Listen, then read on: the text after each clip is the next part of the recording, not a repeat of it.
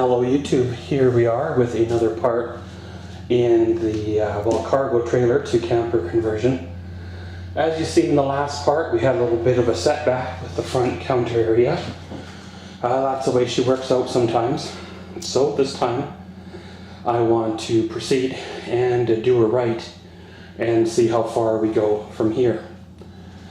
Well, in front of us here we have some brackets that I showed you in the last part. I want to put these up on the wall of the trailer going into the aluminum studding, which, well, as you see, spoiler alert, I've already started. I got that guy mounted up and the holes marked for that guy. There'll be another set of holes, another bracket right in there, and then the final bracket right there. And once that's in place, then we can work on our countertop. I have a feeling that the pattern that I cut for the floor is not going to work further up due to the unsquareness of the trailer, so I will have to make another pattern. I may have to sacrifice a piece of OSB to do it, but hey, it's all good to go and it'll all be fine in the end.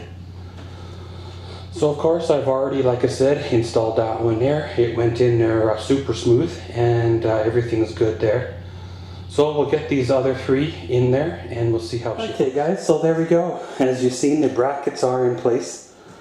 I got my template mocked up in place just to see if I need to make another one or if I can make do with the one that I have.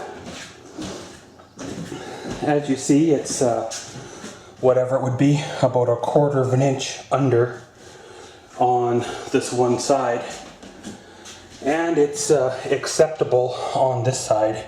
I can work with that, and this end is about 1/2 inch or 1/4 inch under as well. So when I make my countertop template, I'm gonna have to make it that much bigger on those two sides, and of course test fit it and all that good stuff. Now there is a bit of an overhang, probably about 4 inches. However, that shouldn't make a big deal or deal breaker in terms of warping or twisting, as well as it allows me in the future, if I so choose, to attach a board to the underside and attach a face to it to put doors or drawers on it at that time. But that's the basic look that I was going for. Simple, clean, light, not a lot of weight there, no bulk, no ugly corners or angles.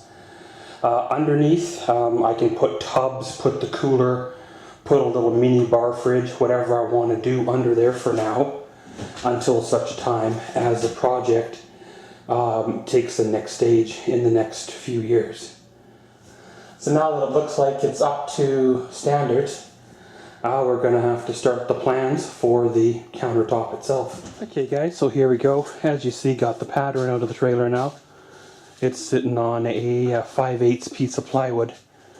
Ideally, I would like to have used, pine or something. It'll give a better finished result. However, in the future, a guy can tear this countertop off using this pattern to build the countertop that, well, he envisions in the beginning it to be. For right now, this will do quite fine, especially once I've given it a good sand and a couple of good coats of paint. It'll do perfectly fine. I don't really do a lot of cooking in the trailer per se, and food prep and such is usually done on a cutting board or so, and to be honest, there's not a lot of food prep either, and this would probably mainly be used as like a laptop stand or maybe even a TV stand if you really want to get that fancy.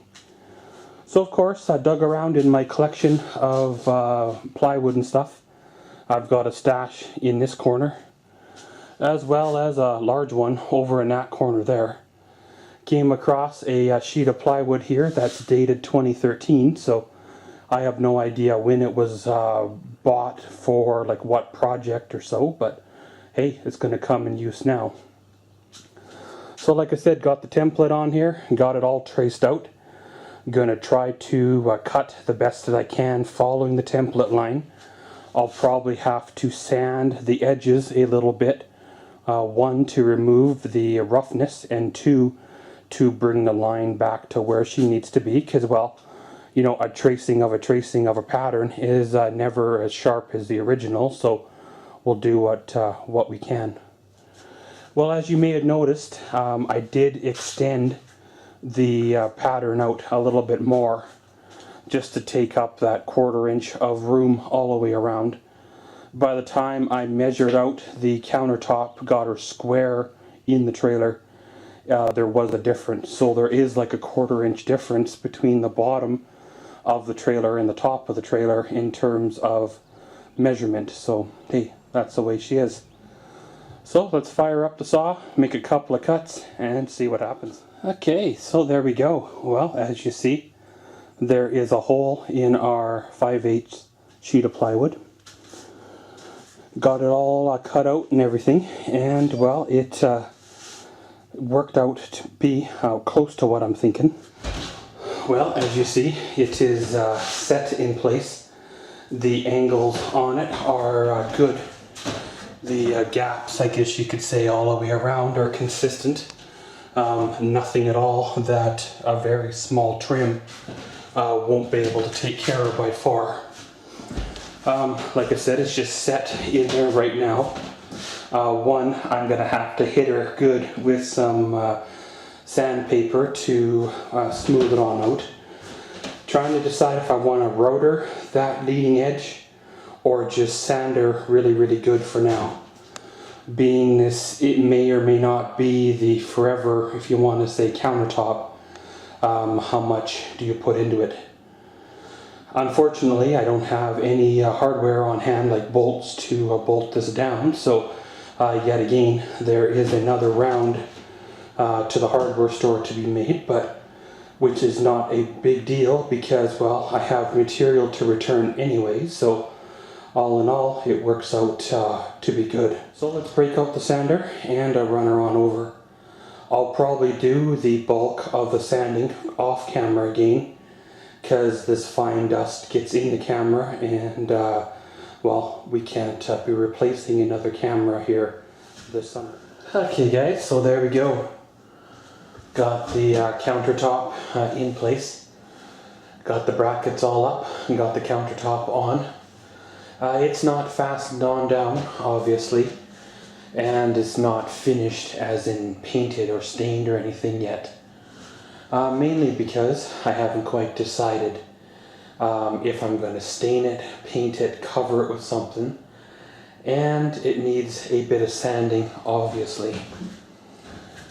Due to the fact that this is plywood and not, you know, sanded pine or some other better material, it does need a little bit of, well, finishing work. However, that being said, I do have some more sanding coming up on the second stage of this here build, so I'll probably sand this as I'm sanding the other part, and then kind of save the sander coming out, you know, twice in a row. But pretty much, guys, you know, sometimes you gotta take a step or two back to move forward. The cupboard that I was building was going to be too heavy, was not going to fulfill my vision that I had, and I wasn't entirely happy with the way it come together.